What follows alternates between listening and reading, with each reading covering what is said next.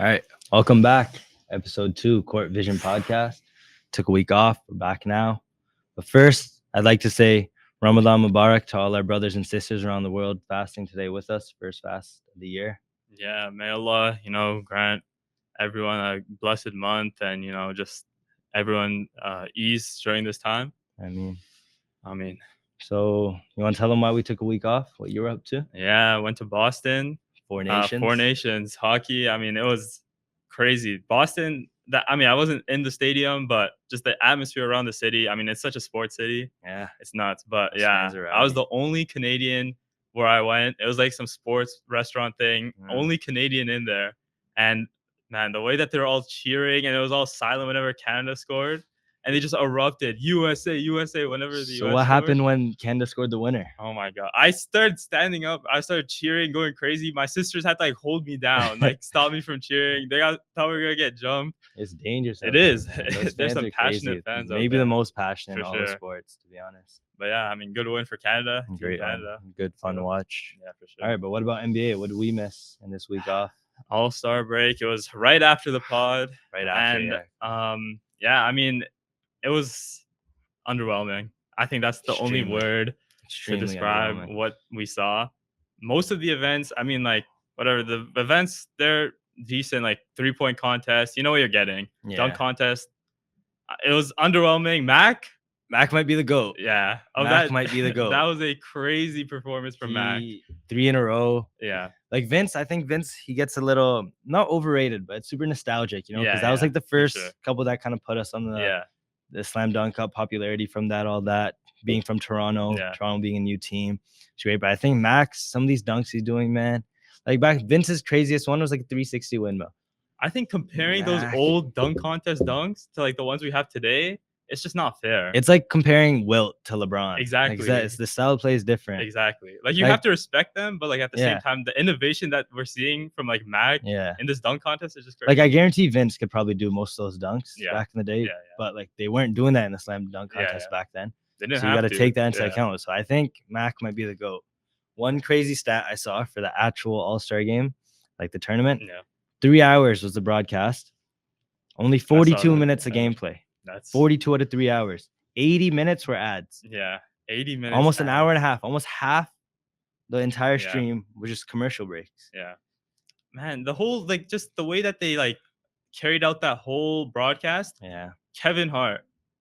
Bro, what was MC? Like, what was he doing half the time? His comments nuts. Like, I don't know. He got ignored half the time. Exactly. People just wouldn't react. Exactly. Like Shay's reaction, he was just like, whatever. What is this guy doing? And then Mr. Beast, he like, Dame was trying to let that kid win. Like, his poor money. Why would Dame take the money away from him? Yeah, exactly. Mr. Beast just keeps coming behind him, coming in his ear, just saying stuff, just saying crazy stuff.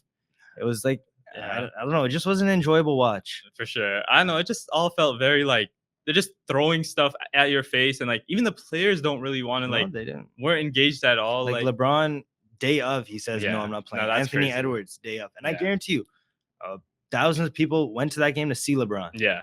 Oh, yeah. And then he does that diva stuff where he doesn't even dress in his uniform for the pictures. I don't get it. Like Team OGs, like it was LeBron, KD, Steph, the hype that they were building the whole time.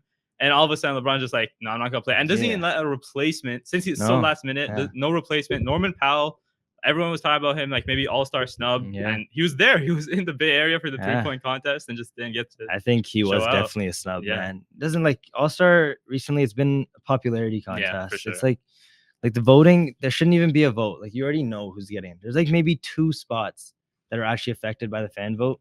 Yeah. Like Şengün, guys like that, Mobley having big years.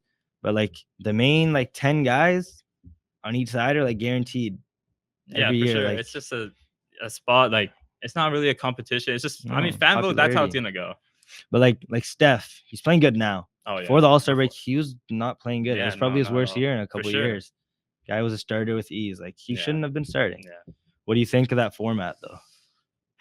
I mean, just the whole the team of rookies. They won their thing. Good for them. But I don't think we should force them the next game. And like the way the OGs were playing against them, so unserious.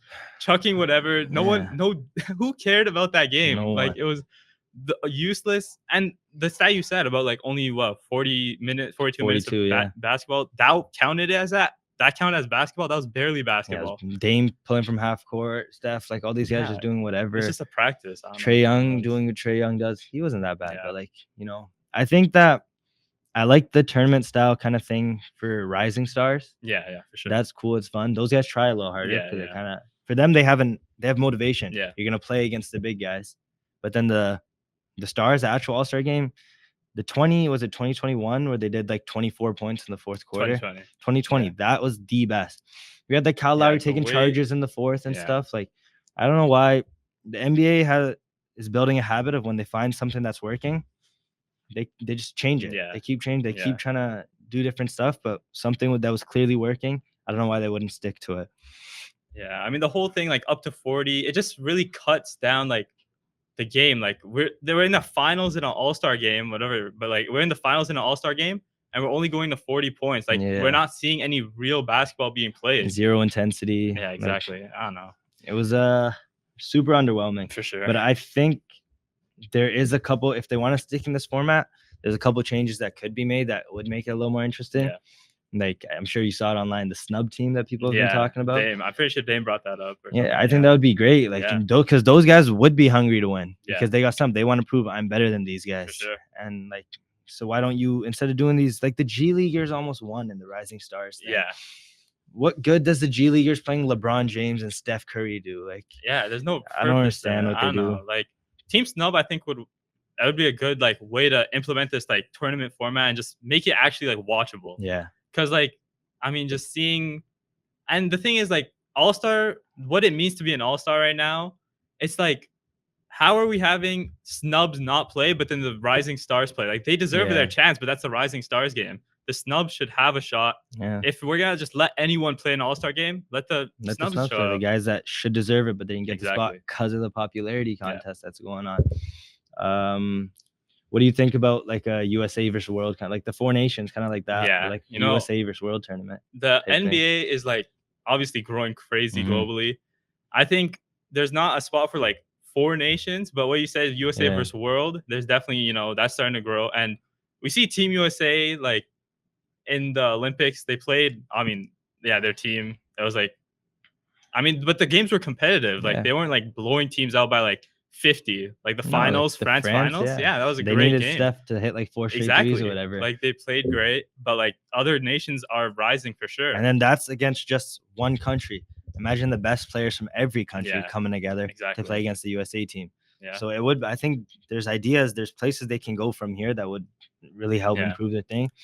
But all in all, I honestly, like, we watched it together. Yeah. We were on our phones for most of the thing. We were barely paying attention. Like, I don't know, it just wasn't an enjoyable watch. Like, your grandfather, man, poor guy. He was like, he came to us after. He's like, what was that? Like, that wasn't like, what was going on? That was like a joke. Like, and he's right, because the players were treating it like a joke. Yeah. And there's just no, like, he's like, regular season games, they're actually playing. This, it's just like scrimmage. And we saw like Team USA practice in the summer against like young guys. We saw them actually playing. Yeah. There was actual heart. It was actually an enjoyable thing to see. The way that they played in whatever we just saw, it's not. So do you think they should add some kind of incentive for winning? You think that will make guys play a little harder? Yeah, we heard a lot about money incentives. I mean, these guys are making millions of dollars, but I think there's exactly. There's still obviously an incentive to be put in front of them. So I think, I mean, like, whatever the league's willing to dish out, like, as long as it's like impactful to the players, do it. I think they should come together with the NBAPA. Yeah. Those kind of guys, and hear what the players would like. Exactly. What they could kind of get. And I think that if guys aren't playing, there should be some, like, playing hard. There should be some kind of punishment. I don't know what the punishment would be. Yeah. But this is one of the NBA's biggest times to gain new audience and newer viewers. Like, this should be, other than like the playoffs, there's their biggest viewing experience. So I think they should be on top of it. They should be getting mad. Like, why are you guys not trying? What can we do to get you guys to start trying? Yeah. Well, no, I don't know. There's a lot of ways they can get better, but they don't seem interested in getting better. I mean, it's gotten worse all the last 4 or 5 years. Been a decline. Yeah. But I mean, hopefully they just make some changes where they need to, but we all know that there has to be something moved and changed. So as long as they make that happen, I don't think next year can be worse than this year. No. So just fully not interesting. I mean, they had that concert in the middle of it all. They had multiple. I don't know. Yeah, that was. And there was no like hype coming in, anyways. Like people knew, people were expecting guys to not try. Yeah, I barely heard people talking about it. That was what it was. All right, next thing. I'm done with the All-Star break. I don't want to talk about that anymore. It's long. Past news now. Future stuff though. Playoffs. We're getting down to the last 30 games of the season. Playoff races shaping out. You know, the West is like the 2 to 5 seeds separated by 1 game. Yeah, all this coming down to the wire. Celtics picking up some space on the Cavs. I don't know if they're going to get it. Knicks are hot lately. 4, 5, 6 in the East, separated by a game as well. Like there's a lot. Yeah. So what I want from you is I want to hear your predictions. How do you think it ends? I think we'll just start with 1 seeds. 1 seeds. And just work our way down. So with the East first. East first. I think our 1 seeds are gonna be the same. I think just the lead that they have right now, I don't see them dropping the ball. They're playing up. I mean, the Cavs 1 seed. Yeah. I mean, their ease of schedule. There's not much to talk about here. There's just they're healthy. Yeah. Playing well. They have great chemistry. You see their locker rooms and vibes are high. And maybe like, you know, before the deadline, I wouldn't have said the Cavs. But I mean, Hunter, I mean, the way that they've all been playing, like they're all meshing well. I mean, we talked about that in the first episode. Like this was expected. He's such a good fit. Exactly. Such a perfect trade they made. Number 2 though.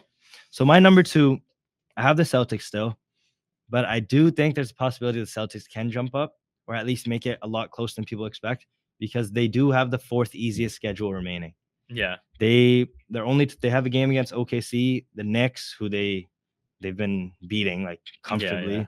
They have the Nuggets, who I think they're better than, and then the Grizzlies is their 4th hardest game. So I think Boston, they have 2 against the Hornets, 2 against the Jazz, 2 against Brooklyn remaining. I think they can go on a bit of a run, make it closer than people expect. Yeah, for sure. I mean, I had the same Boston at 2.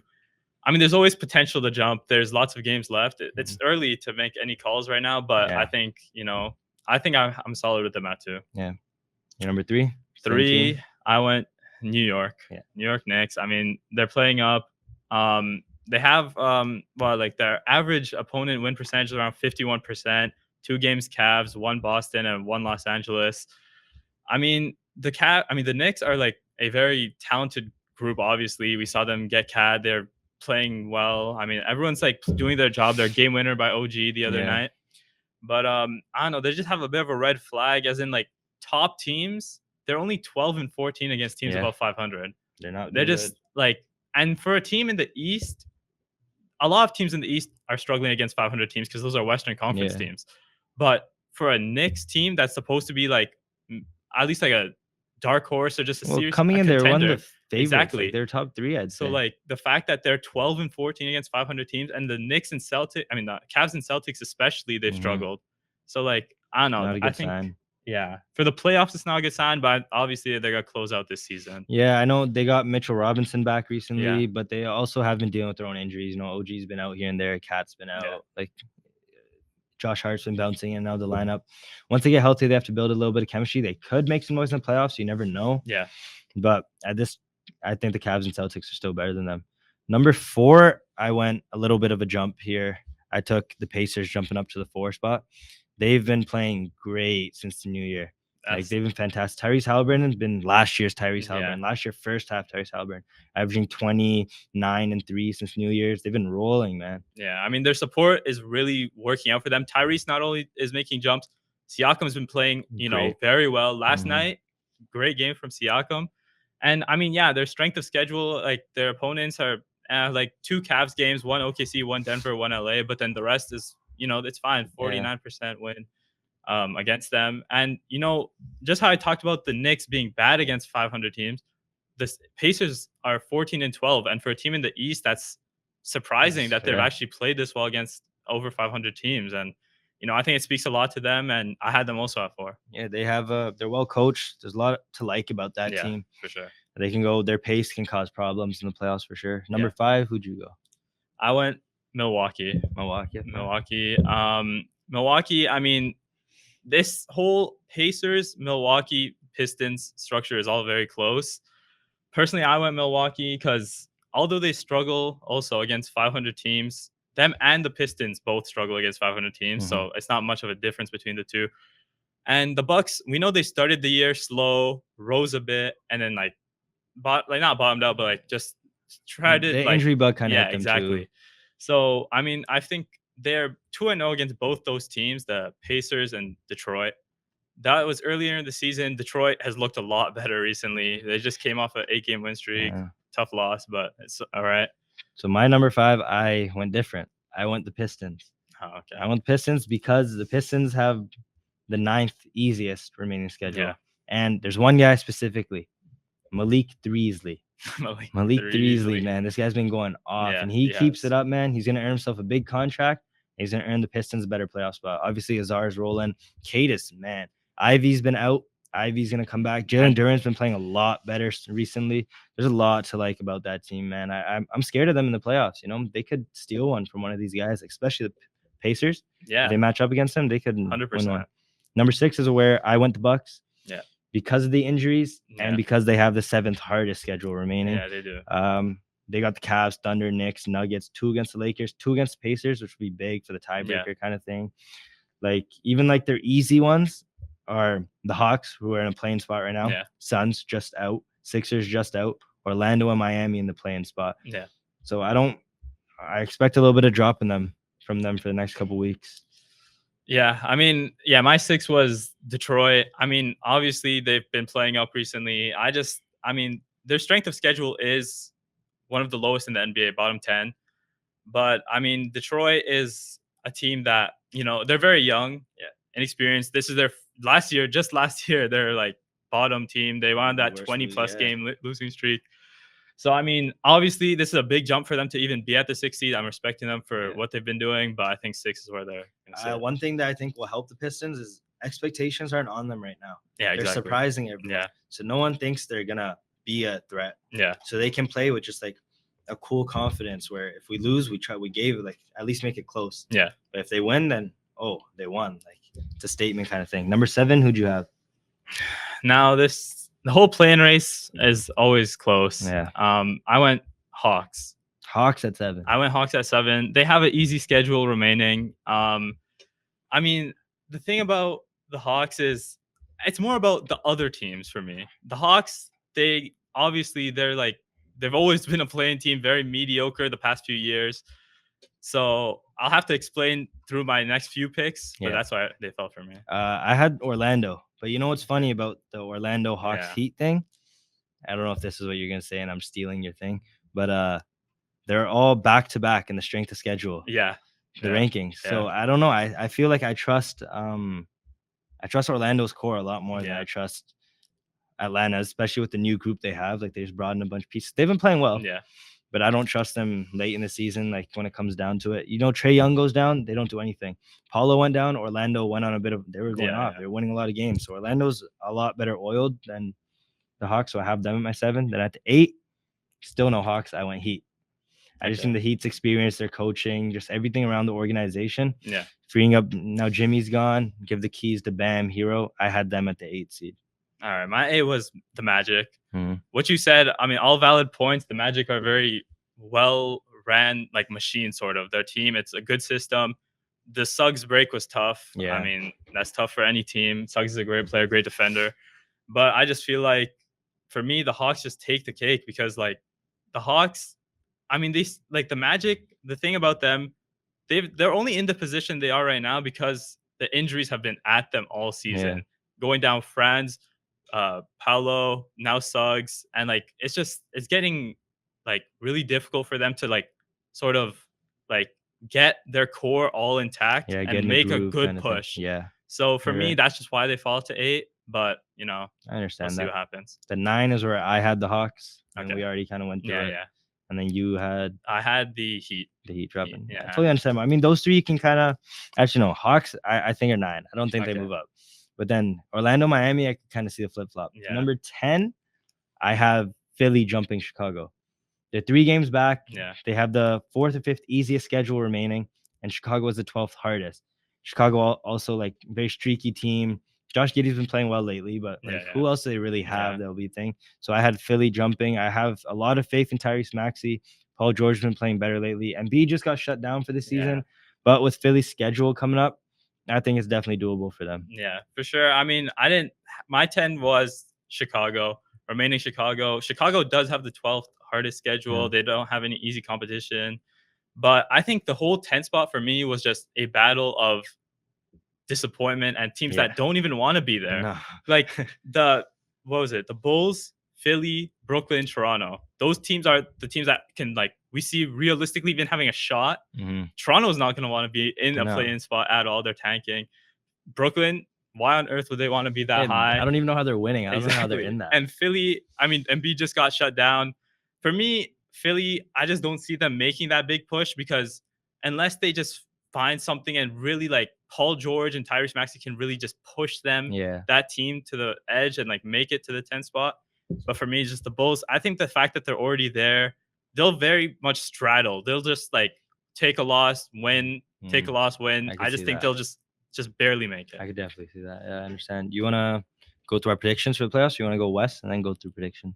Let's do predictions. All right. My play-in thing, I have in the 7-8 game, I have Orlando beating Miami. The 9-10, I have Philly beating the Hawks. I think they get hot late, stay hot.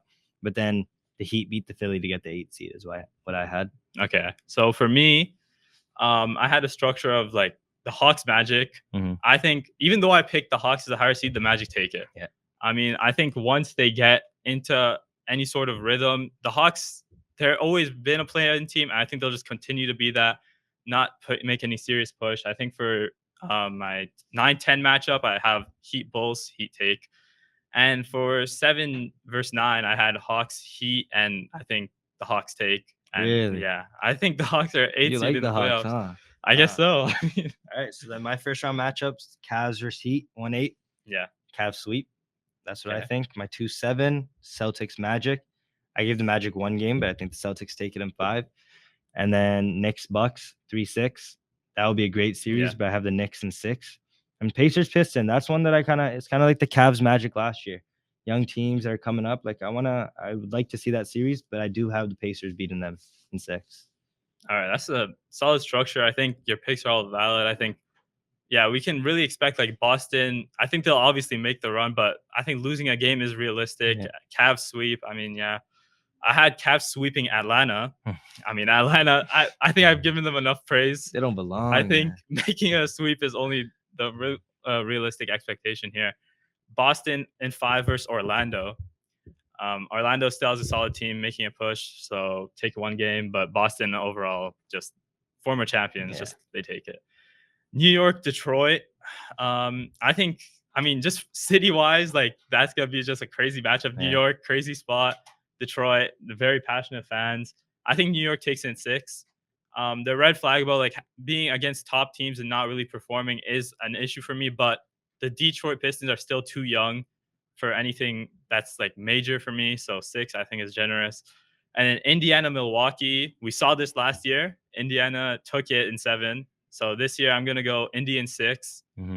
Milwaukee for me is just been a bit stagnant, and I just see Indy taking it again. So one thing that I honestly just realized right now, looking at our notes and stuff, is the 4-5-6 Pacers have history with both teams. Yeah. And you've seen last year they had all the Bucks drama, stealing Giannis's game ball, that just heated 4 matchups. And this year, every time they've played recently, they've gotten some kind of fight, argument type thing. Yeah. And also Malice at the Palace. So any way those matchups go, it's gonna be a really fun watch. For sure. Second round, I ended up with Cavs versus Pacers, Celtics versus Knicks. I think the Cavs dismantle the Pacers in 5. I gave them 1 to be generous, but wouldn't be surprised if it was a sweep. Yeah. Celtics Knicks would be a great series, but we've seen it in the regular season. Celtics beat Knicks, and I said 6, but I'm thinking 5 now. Yeah, I'll stick with 6 for now. Yeah, for me, our second rounds panned out the same. Cavs, Indy, and Boston, New York. Indy for me I just like the team structure. They have the solid group. I still take Cavs in 6. 6. But Indy, Cavs have really bolstered up their team this year. But Indiana is a serious threat to really any contending team, and we'll just see how that plays out. But 6. And for me, Boston, New York. again, New York has struggled against Boston. It's a routine thing, so I'm gonna take Boston in 6. Yeah, generic outcome, Celtics Cavs, but when you look at it realistically, that's what should happen. That's what everyone 1-2. I mean, it's rare, but it happens. Yeah, and then that 1-2, I think the Cavs run ends here. I have the Celtics beating them, but in 7, and they're going back to the finals. I had Cavs in 7. No way. Yeah, both in 7. I mean, obviously these are top 2 seeds, no jokes, and I just like how the Cavs have. I mean, just Hunter, just the way he's elevated them. I just like it for them. Yeah, I could see either side. I just think the Celtics experience at the end of the day will help them out a lot more. But Cavs, they're scary, man. Yeah, any series that goes to 7 is obviously going to be competitive. Can go either way. So we'll see. Move on to the West. Yeah, 1 seed again for me remains Thunder. Yeah, I just don't see much to say there. Yeah, much of a change here. So number 2 to 5, honestly, were really tough to call. Yeah. At the end of the day, I came down to the Nuggets Lakers 2-3, and I went with the Nuggets at 2. I went Nuggets at 2. And then I had the Lakers at 3. Yeah. They both, so the Nuggets and Lakers have the 3rd and 5th hardest schedule, respectively. Yeah. But I think the Nuggets, just Jokic, Jamal Murray's been playing better lately. Their role guys have been doing good. And then the Lakers, just lack of center and like sometimes defense at times gets sloppy. When you have Luka, who teams can just attack, and Austin Reeves, who is supposed to be a good defender, but teams pick on him if you actually watch the games. I don't know if it'll hold up for the regular season. Playoffs will be a different story. Yeah. What about your 4 seed? My 4 seed is the Memphis Grizzlies. I just don't see them being able to hold off the Lakers for that spot. The Lakers, games against 500 plus teams, they have a winning record, 18-12. And even with all the shifting that they've been through this year, major changes, obviously. Yeah. I just see them obviously taking that spot from Memphis. So yeah, that's my 4, Grizzlies. So my 4, I had to jump from the Rockets. The Rockets they're solid at home. Yeah. And more than half the games remaining are at home. Yeah. And they have the 15th easiest schedule. Yeah. So I see them, they're getting healthy. They've been dealing with injuries. They're getting healthier. You know, Amen Thompson, ever since he's been in the starting lineup, they've been doing a lot better. They were doing very well at the beginning of the year. Then the injury bug came, and that's when they started downtracking. So once they get healthy again, I see them jumping up. And then at the 5, I put the Grizzlies just because of the inconsistency with their lineups, man. You never know. Like, Ja, I swear, like every other game he's missing right now. Like, they have Gigi Jackson. He's been in and out. Like, all these guys. Desmond Bane hasn't been as good this year. I don't know. I'm not a fan of that team. Yeah, it's a tough team to solidify into a spot right now. I don't know. The Grizz, I'm going to say I don't know too much about them. Like, they're such a weird team. I know they have depth. Jaws there, but like their identity from like the past few years has really withered out. I feel like the identity they had when like I think 2 years ago, it was like strong. Like their team was like the team, like always talking, always doing something. Dylan Brooks was like a heart of that team. So I mean, I just think that they're just kind of in a weird spot. Yeah. But yeah, for my 5, I had the Warriors. Whoa. Yeah, the Warriors making a jump. They have a easy schedule, relatively in the West, because I mean the West is just loaded with West versus West matchups, crazy difficulty. So I see the Warriors making a jump. 2 games against 2 games against Denver and 2 games against New York. But aside from that, pretty easy schedule. And I just feel like the Warriors, they've really started getting into their rhythm. Jimmy, Curry, the whole game plan, I just think that they'll all shape together very well. They're experienced squad, great in playoff environment, know how to close out a season. So for me, they jump. I had the Wolves at 6. Oh, wow. The Wolves' 2nd easiest schedule in the entire league remaining. Rooks have been playing great lately. Naz Reid in the starting lineup has been amazing. That guy's going to get himself paid this summer. And they're getting healthy. Dante DiVincenzo just came back. They've been without Rando and Gobert, and they've been hanging around. Yeah. They've been in close games with some of these great teams like the Lakers. They've been playing good basketball. They beat the Thunder. They lost to the Thunder. They made a big comeback on the Thunder. So I have a lot of faith in this Wolves team. I don't know about making noise in the playoffs, but I do like their core and how things are looking for them right now. And at the 7 is where I had the Warriors. I think they stand pat. Not much to say. Like, the West is just that good. It's nothing on them. It's just the West is that good. Yeah. For me, my 6 was the Rockets. We already talked about them. They're, I couldn't have them drop any more than this. Yeah. They have a solid team, and obviously they've had their some tough luck. But I mean, overall, they're young. I'm sure they can make a push. And for my 7, I had the Timberwolves. It's a jump. They're going to go Bear and Randall back soon. I mean, Anthony Edwards is, phenomenal player, great player. So yeah, their strength of schedule, as you said, second easiest. And yeah, I think they'll close out on a push. I wouldn't be shocked if they go up to 6, Warriors drop a bit. But yeah, that's where I had them. Yeah, it could go either way in the West, man. It's really hard to call. But then my 8, I had a drop from the Clippers. They have the 6th hardest schedule remaining. And I don't know, their lineup, whatever new additions at the All-Star trade deadline, figuring things out a little bit. Kawhi's been Kawhi, but not like the same Kawhi. But he's Kawhi still. Harden's been playing good. But I think they suffer a little bit from their schedule. I mean, yeah, that makes total sense. I think for me, my 8 was the Mavericks. Mm-hmm. The Mavericks, I mean, this team, I mean, AD's going to be reevaluated soon. Really depends on how the injuries work out for them. Major injuries for them, Lively, Gafford. But if they can put it all together before the playoffs, I can see a solid 8 spot. I mean, the whole play-in for the West, not even just the play-in, the whole standings for the West, very movable. So we'll see. But yeah, 8 for the Mavs for me. And then 9, who'd you have? Clippers. You got the Clippers. Couldn't see them falling farther than that. I had the Mavs at 9. I just think they're stretched, so I'll read out their next couple games too. They go Bucks, Kings, Bucks, Grizzlies, Suns, Spurs, Rockets, Sixers, Pacers, and then Pistons after that. Yeah, and that's until March 21st. That's like the next 10 or so games. I see their injuries catching up to them a lot in these games, so I think that's where their fall comes from. They'll pull it back a little once they get healthy. They are scary. They're a team I wouldn't want to see in the playoffs. No, but I just think their injuries are going to hurt them a lot right now. Yeah, for sure. And yeah, until AD really returns, I mean, reevaluating is one thing, but until we actually see him on the court, that's a completely different story. Mm-hmm. So we'll see how that goes. My 9 was the Clippers. Oh, wait, sorry. Yeah, the 10 spot. What was your 10 spot? I had the Kings. Same. Yeah, Suns 3 games back with the hardest schedule remaining. Yeah. I don't know. That locker room seems broken. I don't know. Do you see that Mike Budenholzer, he told Booker, he told him to tone it down? Oh, yeah. Voice? Like, I don't know. Crazy. And for that to come out too in the middle of the season when things are already looking rough, like, I don't know. There's just no hope for that team with me.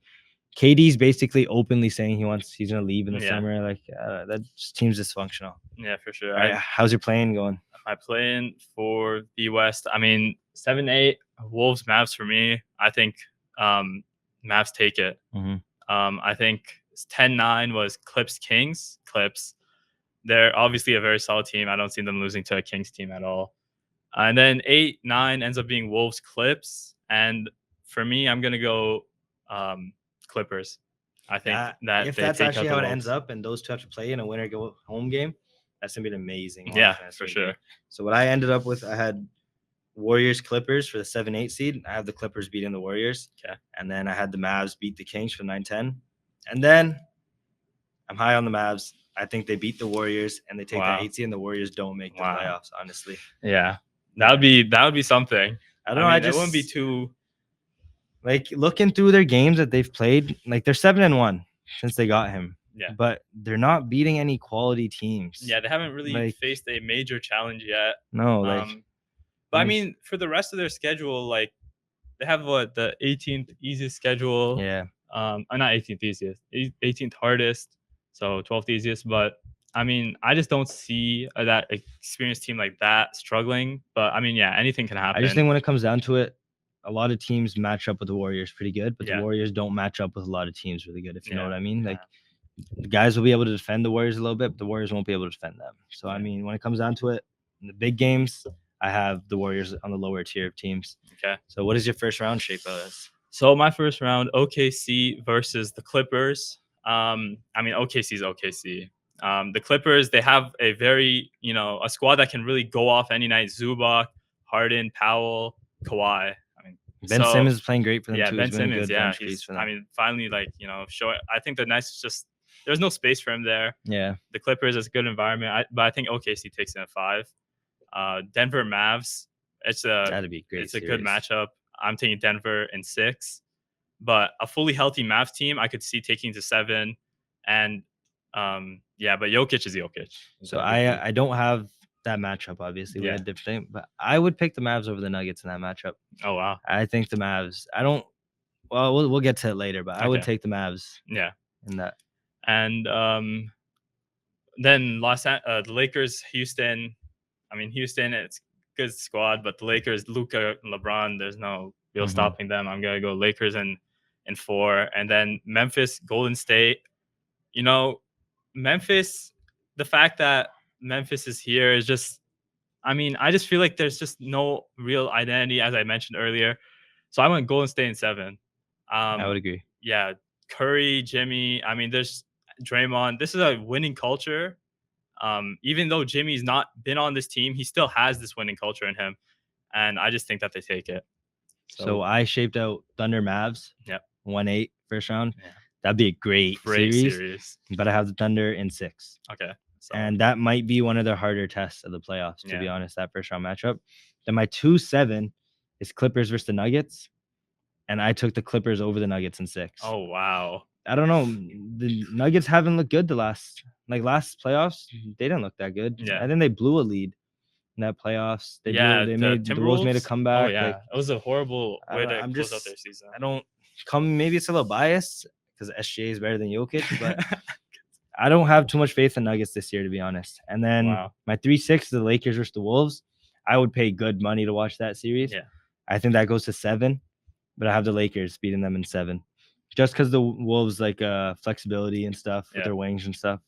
And then Rockets, Grizzlies is my 4-5. I wouldn't be too interested in that series, but I do have it going to 7 with the Rockets taking it. I mean, yeah, it's hard to make picks in the West. Everything's very fragile. Any piece can move. But I like your picks. And my second round looks like OKC, Golden State, and Denver, LA. I mean, OKC, Golden State, it's going to go to OKC. They're just well-rounded squad, great talented players, young squad. They got to take over the experienced Warriors in 6 for me. And then Denver, LA, that's going to be a movie. I mean, we saw Denver, LA matchup with Luka earlier this week, but I think Denver takes it in 7.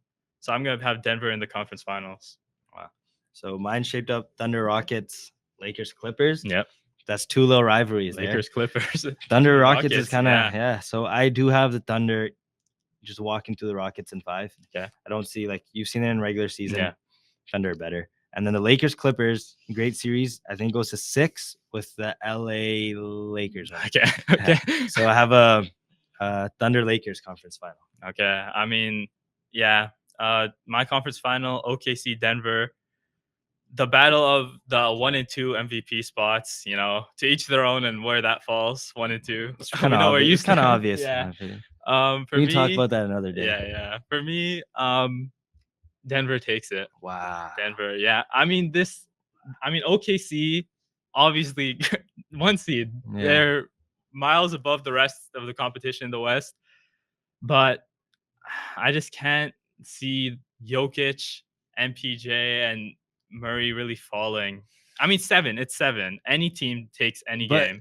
The Thunder, don't you think, match up with the Nuggets the best out of any team in the league? Yeah, they have 2 big lineup. They have one of the best defenses in history. Yeah. I mean, they have Lou Dort, Jamal Murray. Lou Dort who guards the best player every game, has to guard the second best player. Yeah. I don't agree with you there. I think you're too high on the Nuggets, to be honest. Yeah, I mean, could be, but I just feel like this is not a team that.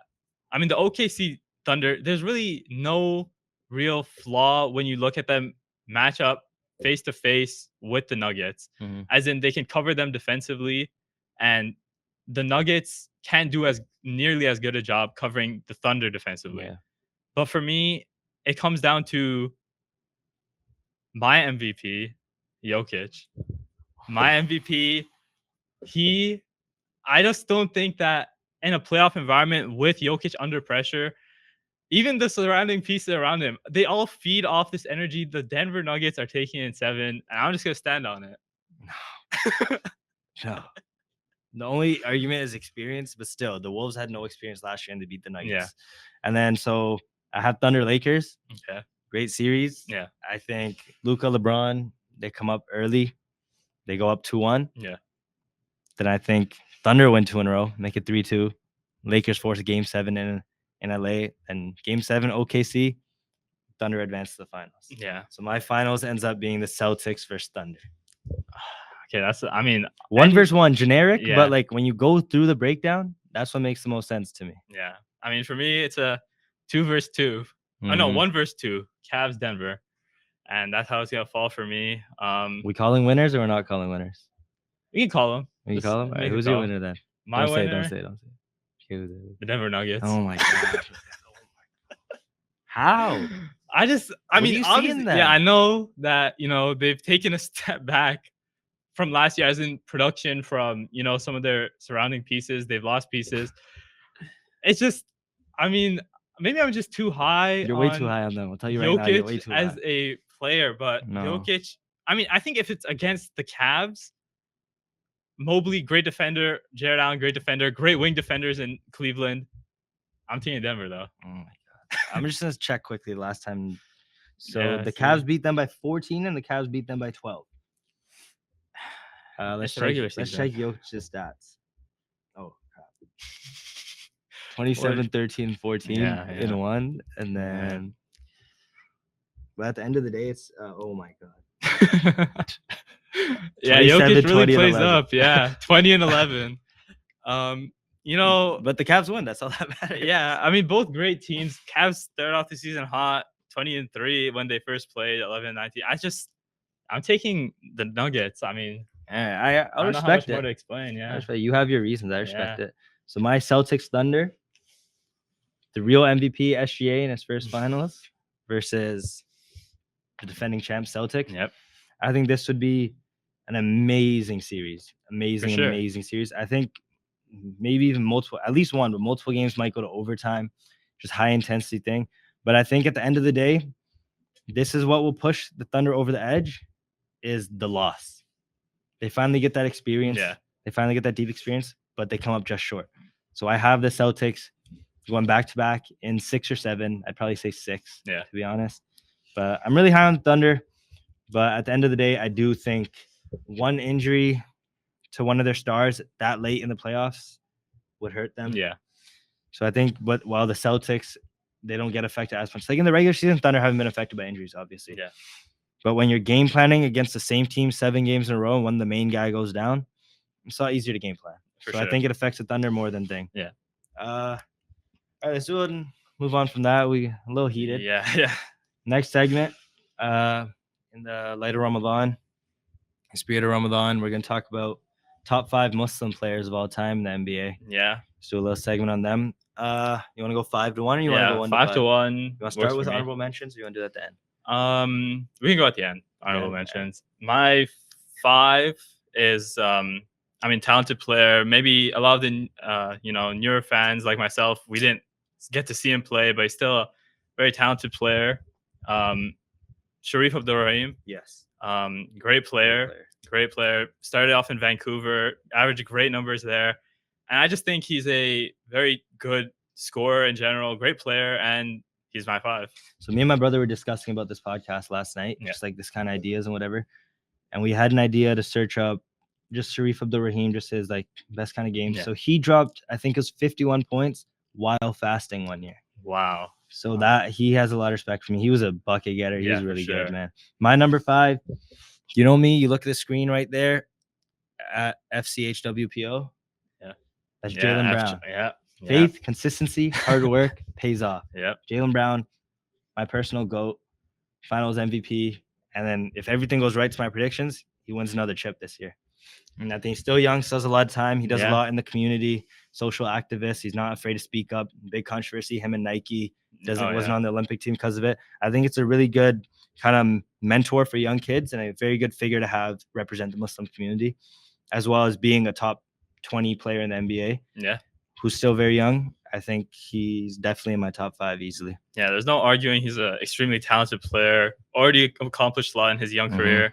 He's my 4. I mean, 4? Yeah, great guy. As you said, the activism, like he really shows support for the matters that matter to him. And that's important to, see in any role model in the Muslim community, especially an athlete in a sport that's so popular. So that's why he's here. My number 4. I know it's top 5 Muslim NBA players of all time, but I think this guy's influence, his global influence, not just influence in sports, his global influence, his voice for change, and the impact he's had on. It's been like people have said the impact that he's had on them, NBA players, baseball players, hockey players, everyone involved. My number 4 is Muhammad Ali. I don't really care that he's not in the NBA. I just respect him. I have so much respect for him. He was the first guy. He was the first guy to kind of take that step, embrace Islam publicly. You know, he wouldn't let people tried calling him, there's videos, Cassius Clay by his original name. He wouldn't let him. He wouldn't respond. He says, call me Muhammad. My name's Muhammad. I'm not going to respond if you don't call me that. So I just think the influence that he had was too great to not be recognized. Yeah. I mean, if we were speaking on Muslim athletes, he would also be on my list. He'd be number 1 if it's athletes. Just NBA players, that's what he's for. Yeah. For me, I mean, obviously, Muhammad Ali, trailblazer, really set the path for a lot of people. And alhamdulillah, you know, great role model for the Muslim community. For my 3, I had Kyrie. I mean, you know, his journey with Islam, I think it's, you know, inspiring to a lot of the new Muslims. The way that, you know, he started off as a player and who's like always like, he's obviously an NBA player, lots of light on him, fame, and the way that he's grown as a person, I think, you know, it shows like sort of like the humility in Islam. And, you know, how like we can use our platforms to really spread awareness for the causes that matter. Totally agree. Well said. Very well said. Yeah, but on the bat, he was also my 3. I'll talk more about, you talked about more impact. I'm talking basketball side. He was kicked, like shunned from the league, basically. Like he had to, Brooklyn traded him because of innocent, like, I don't know if mistake, but like just posting his his opinion on the matter. But he wasn't as educated as he should have been. I'll give you that. But he was disrespected fully by the league. But he used that to grow as a person so well. And you see him now, he's become now one of the more beloved players in the NBA. He was fully disrespected. He used his faith as a way to bring himself back up. 9-time All-Star, saved LeBron's legacy with that shot. I was debating that with someone the other day. Top 3 shot in NBA history, clutch shot in history, maybe top 2. Yeah, hard to. And in my opinion, he's a top 2 scorer of all time. He's one of the most gifted basketball players of all time. So I'm very happy that a guy like that is on my side as Muslim. Yeah. It makes me very happy and proud to be a Muslim. My number 2, maybe a bit controversial, maybe not, but I went Kareem Abdul-Jabbar at my number 2. Yeah, I mean, 1 and 2, I mean, there's only 2 people these can be. And for me, my 2 was Hakeem Olajuwon. I mean, you know, I just want to hear your reasons for Kareem at 2. I just think the era he played in. Yeah. I know Kareem didn't do well. I'm not gonna speak on it because I haven't done as much research, but I don't know how much he did. Yeah. Like activism-wise. Yeah, activism-wise. So, but as a basketball player, man, he's one of the greatest of all time. But I do think Hakeem was better, and he is higher on my top 10 list of all time. I just think his defensive impact as well as being offensive impact. And one thing that Hakeem did that I will always respect him for, one of his finals runs, he won finals MVP, dominated. He's fasting.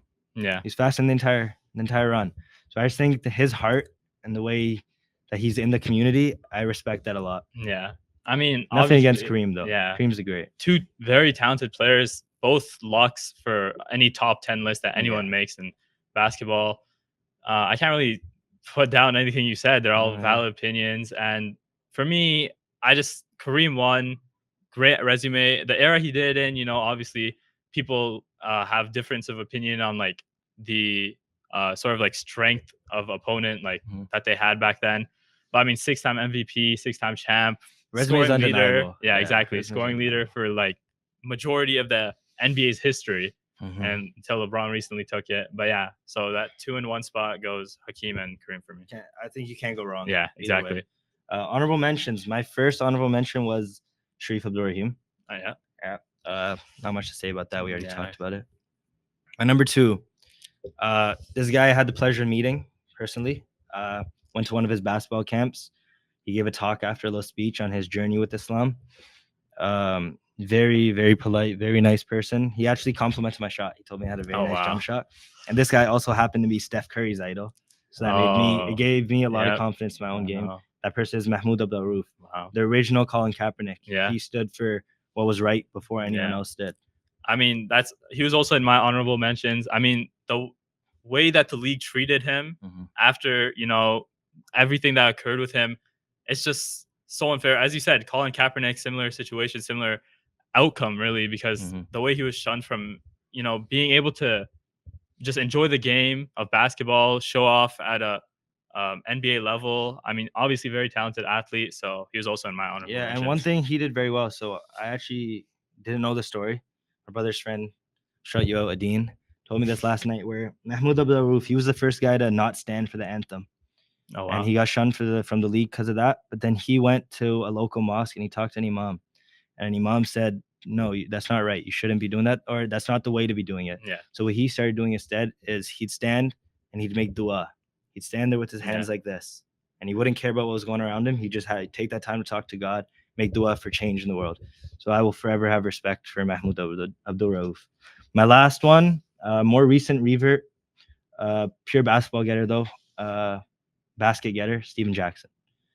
I mean, yeah, he was on my honorable mentions too. I mean, very talented athlete, first of all. And I think he's very impactful.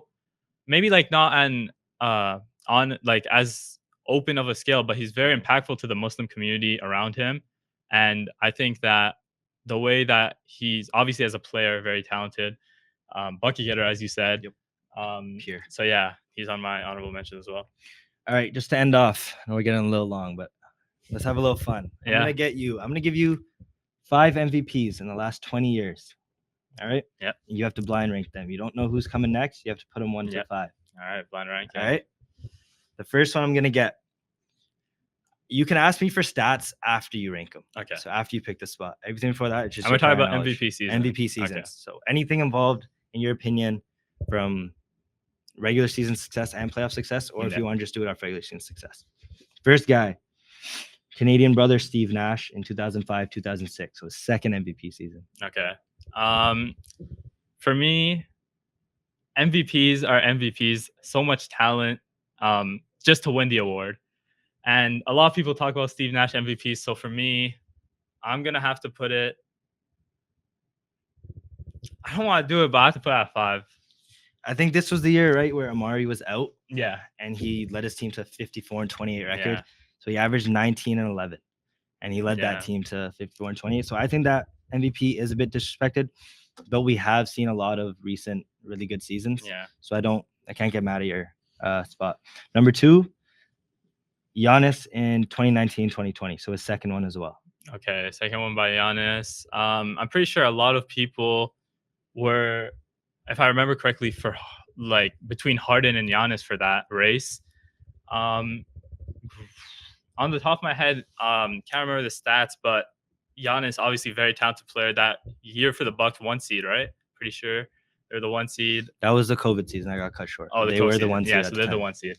Okay, so for me, I would have to put it at 3. 3? I just think that's a secure spot. So Giannis averaged 29.5, basically 30. Yeah. So I'll round up. Okay. But they're all roundable up. He averaged 30, 14, and 6, leading his team to 56 and 17 record before the cutoff. Shortened season, yeah.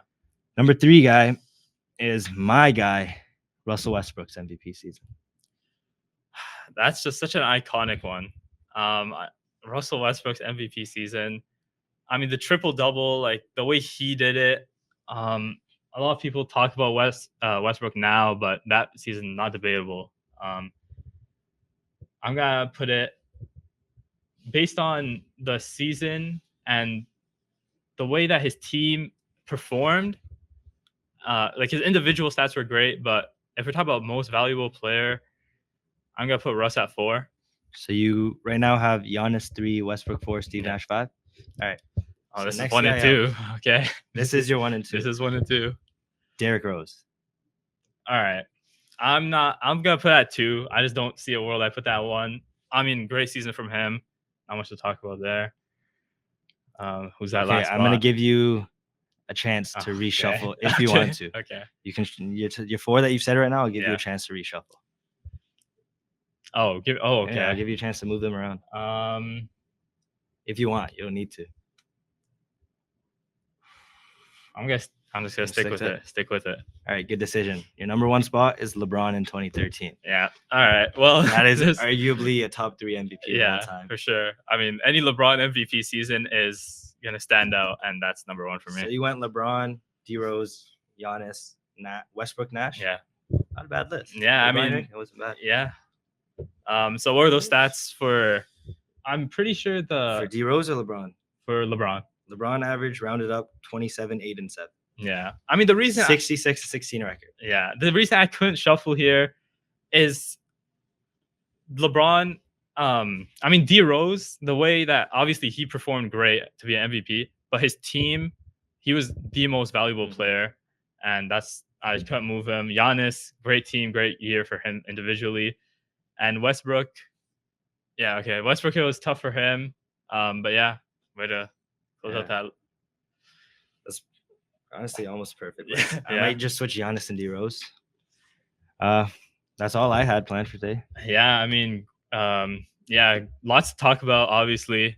But I'm excited to see how these play out. We're gonna keep these. We're gonna keep these noted, and this episode will be there forever. So we can see and come back, see how we did this next episode.